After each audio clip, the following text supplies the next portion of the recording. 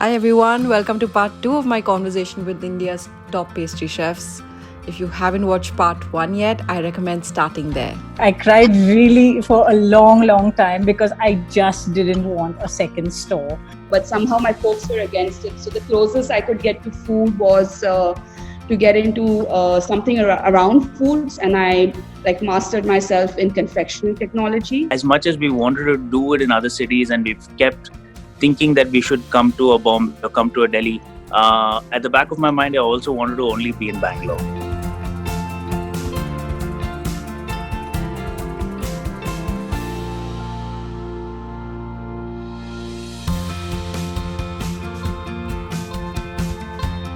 Vinesh, what is the demand like? I mean, pre-COVID, obviously. What do you think? Like Sanjana said, when she moved back, she wanted to find a job somewhere. She wanted to work somewhere. You have about 60 or 80 students graduating every 6 months. Do you think there's enough opportunity for a career in pastry? What do most of your students end up doing? Like, do they open their own stores? Do they go work for places? What do you see happening? So the majority of the students go and start interning with some hotel or some standalone pastry shops. 20% go outside of India, and we've tied up with an agency that helped them get internships in Europe and in America. And then few of them already come back from businesses that they were running before, so they go back to doing that. And there are some who are like, this is not for me, and they just don't do pastry after that, because baking a cake at home and then thinking that you want to become a pastry chef, and then when you come here and 8 o'clock is 8 o'clock at Lavon, it's not even 8 to your chef there would tell you that. So what I feel like pre-COVID, post-COVID, I feel like the demand for skill-based job is still going to be there, because and especially now I feel like post-COVID, maybe the travels are going to be a lot more lesser. So people who want to go to Paris might think twice. They might just want to do it in India itself. I have a question that I'm asked a lot that I want to ask you guys. And this is most people who want to become pastry chefs. The question is, do you need to go to culinary school to be a pastry chef? So I'd like each of you to just give me your take on it. Shivesh is a good friend. I did something with Matt Adlard, who I spoke to him, and he has like 700,000 followers on Instagram.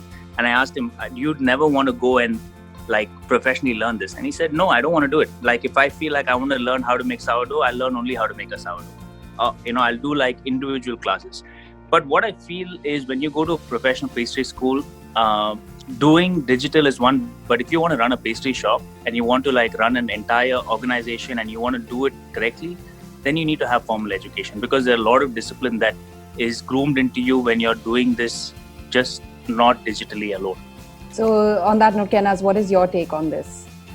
So Pooja, I think it's a little bit like asking, do you have to go to school to be educated? For me, I've always, I'm very traditional in these things. I think it's absolutely necessary, whether you're running a business that is a chain of 50 stores, or whether you're running a small cafe, or even if you are a home cook. If you want to make a good business and a profitable business, and a business that is long term, not open for whatever small amount of time, and if you're doing it as a hobby, it's fine.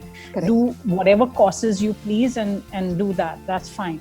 But if you want to make it into a business, I think it's absolutely necessary to go to culinary school, wherever. It doesn't have to be again Paris or London or whatever. It can be wherever.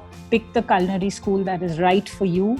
And like Vinesh said, being a chef is not only about making your or doing your craft. It's a million other things, right? It's about hygiene, it's about discipline, it's about the way you walk in the kitchen, the way you conduct yourself in the kitchen. And these kind of things cannot be taught in like a one-day course or a 2-day course. I definitely say you need to go, but more than just going to a school, I think what is important for you need to. We're all on the same page. Guys, absolutely. Go to Lavon. Everybody go to Lavon. More than that, I think you need to work. A lot of people go to schools and they say they know it all.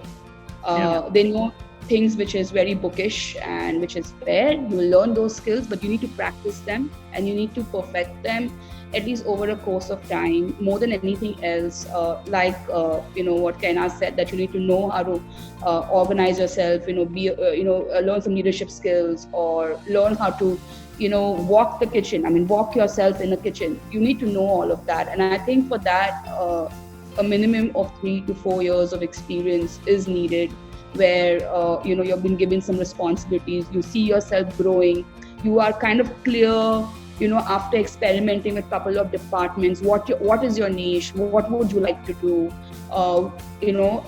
getting some mentorship, getting to know people in the industry. I think all of that is important. I feel that while people, like Vinesh said, right, like if there's someone who just wants to learn how to make one thing, we do that as well. Like we do one-day courses. Sanjana, you teach online as well. So it's fine if you want to just learn a specific thing or improve your skill at some place. But I also think that the things that I learned not only in culinary school, but the business aspect in hospitality school and the discipline. I mean, and you're so right about the work after, because I feel like I learned so much more working than I did in school. So a combination of both, I think, always helps. I remember my first 6 months, I was just made to zest lemons, peel 200 vanilla beans and prepare MA for the vanilla tart, bloody hell.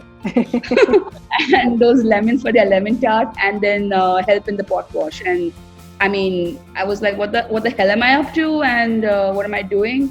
I went home crying, but I came back forward. I think what is important to survive in this industry is not just the passion, because passion can come and go and you can keep developing it. But I think the perseverance to keep pushing yourself and, focus is, I think, what is needed. Stay tuned for part 3 of our conversation.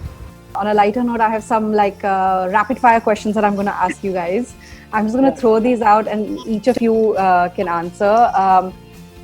The point is not to think too much. The first thing that comes to your mind is what you should say. Okay?